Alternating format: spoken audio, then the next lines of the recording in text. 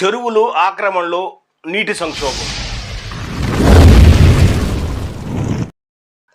అందరికీ నమస్కారం. మీరు చూస్తున్నారు సేజ్ తెలుగు యూట్యూబ్ ఛానల్. నేను కుటుంబరావుని. చెరువులు ఆక్రమణలో నీటి సంక్షోభం అనే అంశంపై ఈరోజు మనం చర్చిద్దాం. భారతదేశ నీటి సంక్షోభాన్ని, పెరుగుతున్న ఉష్ణోగ్రతలను పరిష్కరించే ప్రయత్నాలలో చెరువులు పునరుద్ధరణ కీలకమైనది. కేంద్ర రాష్ట్ర ప్రభుత్వాలు కొన్ని దశాబ్దాలుగా వివిధ పథకాల ద్వారా గ్రామీణ నీటి వనరుల పునరుద్ధరణకు కోట్లు ఖర్చు చేస్తున్నాయి. జలవనరులు ఎదుర్కొంటున్న సమస్య యొక్క తీవ్రతను గ్రహించిన కేంద్రం 2005లో సాంప్రదాయ జలవనరుల సమగ్ర పెరుగుదల పునరుద్ధరణ లక్ష్యాలతో జలవనరుల మరమ్మత్తు పునర్నిర్మాణ పథకాన్ని ప్రారంభించింది. అలాగే 2015లో వేల కోట్ల వ్యయంతో ప్రధానమంత్రి కృషి సించాయి పథకం ప్రతి పొలానికి నీరు పేరుతో భారతదేశంలోని అన్ని గ్రామాల్లోని ప్రతి పొలానికి నీరందించే దిశగా కేంద్ర ప్రభుత్వం పథకాన్ని ప్రారంభించింది.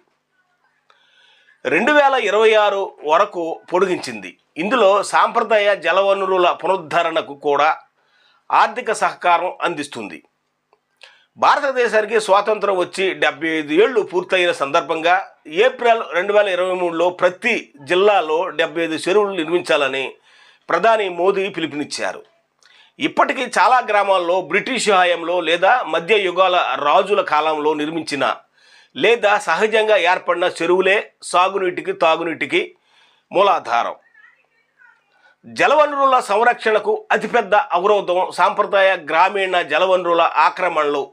కేంద్ర రాష్ట్ర ప్రభుత్వాలు ఎన్ని పథకాలు ప్రవేశపెట్టినా, ఎన్ని వేల కోట్లు ఖర్చు పెట్టినా ఆక్రమణ విషయంలో పటిష్టమైన చర్యలు తీసుకునిదే దేశం అనుభవిస్తున్న తీవ్ర నీటి సంక్షోభాన్ని ఎదుర్కోలేము. దేశంలో కుల రాజకీయాల ప్రభావం పెరుగుతుండటంతో ప్రజాస్వామ్య సంస్థలు బలహీనపడుతూ వస్తున్నాయి. జలవనరుల పరిరక్షణ, జీవ వైవిధ్యం సంరక్షణకు ఎన్ని గ్రామస్థాయి కమిటీలు వేసినా ఎలాంటి అర్హత లేని రాజకీయ కార్యకర్తలే సభ్యులుగా ఉంటున్నారు. ఎంతో ఆర్థిక సంపద కలిగిన గ్రామ జలవనరులు స్థానికంగా ఉన్న అలాంటి వారి గుప్పిట్లోకి వెళ్ళిపోతున్నాయి. గ్రామ ఉమ్మడి అవసరాలకు వినియోగించాల్సిన సాంప్రదాయ చెరువులు వ్యవసాయ భూములుగా, చేపల చెరువులుగా మారి వాటిలోని రసాయనాలు పర్యావరణ సమతుల్యతకు ఎంతో హాని చేస్తున్న అధికారులు చర్యలు తీసుకోకపోవడానికి ప్రధాన కారణం రాజకీయ ఒత్తిడి. వాటి నుండి వచ్చే ఆర్థిక లాభాలు అలాంటి వారే సంస్కరించడంతో పంచాయతీలకు ఎలాంటి ఆదాయం లేక జలవనరుల నిర్వహణ కష్టతరం అవుతున్నది. జిల్లా కలెక్టర్ నుండి పంచాయతీ కార్యదర్శి వరకు రాజకీయ ఒత్తిళ్లకు లొంగి ఆక్రమణలను నివారించడంలో విఫలమవుతున్నారు.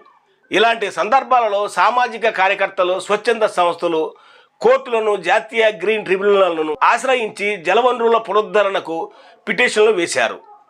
కొన్ని సందర్భాల్లో రాష్ట్ర ప్రభుత్వమే జలవనరుల భూములను ఇళ్ల స్థలాలకో అభివృద్ధి పనులకో కేటాయించిన న్యాయస్థానాలు రాష్ట్రాల బాధ్యతను గుర్తు చేసి హెచ్చరిస్తున్నాయి. దేశంలోని అన్ని జలవనరుల సంరక్షణ పునరుద్ధరణకు చిత్తశుద్ధితో కూడిన సమగ్ర కఠినమైన విధానాలు, చట్టాలను ప్రవేశపెట్టాలి.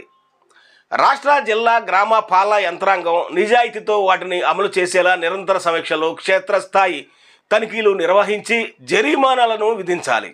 ప్రజాప్రతినిధుల ముసుగులో ఆక్రమణలకు మద్దతిస్తూ జలవనరుల సంరక్షణ చట్టాలను అమలు చేసే అధికారుల కర్తవ్యాలకు అడ్డుపడుతూ రాజ్యాంగ ఉల్లంఘనకు పాల్పడుతున్న వార్డు సభ్యుడి నుండి ఎమ్మెల్యే వరకు ప్రతి ఒక్కరిపై చట్టపరమైన చర్యలు తీసుకునేలా యుద్ధ ప్రాతిపదికన అడుగులు వేయాలి. నీటి వనరులను ప్రతి ఒక్కరి అవసరాల కోసం పరిరక్షించాలి. గ్రామస్తులలో ఈ విషయాలపై పూర్తి అవగాహన కలిగించేలా అందుకు ప్రభుత్వంతో పాటు పౌర సమాజం కూడా చురుకైన భాగస్వామ్యం తీసుకోవాలి. మరి ఆంధ్రప్రదేశ్లో చాలా వరకు, ముఖ్యంగా ఏలూరు జిల్లాలో ఈ మెట్ట ప్రాంతమైన చింతలపూడి అసెంబ్లీ నియోజకవర్గంలో చాలా మండలాల్లో చెరువులు ఆక్రమణకు గురైపోయి ఆయకట్టు రైతులు పట్టించుకోవట్లేదు సరిగదా, పర్యావరణ వేత్తలు కూడా పట్టించుకోవట్లేదు. అధికారులు అయితే చూసి చూడనట్టుగా ఉంటున్నారు. మాకెందుకులే అనే భావంతో గ్రామ పాలకులు కూడా ఉంటున్నారు. ఇటువంటి పరిస్థితుల్లో ప్రభుత్వం పటిష్టమైన చర్యలు తీసుకోవాలి. మరి తెలంగాణ రాష్ట్రం హైడ్రా ఏర్పాటు చేసినట్టుగా ఆంధ్రప్రదేశ్లో కూడా అటువంటి స్వచ్ఛంద సంస్థల్ని రాజ్యాంగబద్ధంగా మరి కమిటీలని నియమించి ఈ చెరువుల ఆక్రమణలను తొలగించే విధంగా చర్యలు తీసుకోవాలి. అలా తీసుకున్న నాడే మరి జలవనరులను రక్షించి భూగర్భ జలాలు పెరిగి మరి పంటలు పండి రైతుకు మేలు చేసే విధంగా గట్టి చర్యలు తీసుకోవాలని ప్రజలు కోరుతున్నారు.